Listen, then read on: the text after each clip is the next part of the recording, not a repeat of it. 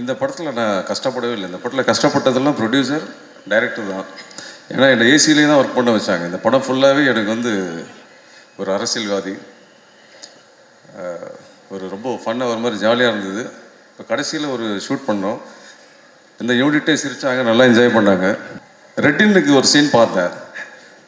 ரெட்டின் உன்னை விட செம்ம சீன் எனக்கு ஒன்று இருக்குது இதில். என்ன எல்லாருமே நல்லா என்ஜாய் பண்ணாங்க. கேமராமேன் சார், ஆர்டி சார் எப்படி இருந்தது? நான் கூட கேட்டேன், கண்ணு கெட்டு போச்சான்ட்டு. இதோ பார்க்குறாங்க ஆண்ட்ரியா. அவங்க வந்து இந்த படத்தில் இருந்து இனிமேல் அவங்க வந்து டீசெண்டாக படித்த சொன்னாக்கா. சொன்னாக்கா தெரியாதா?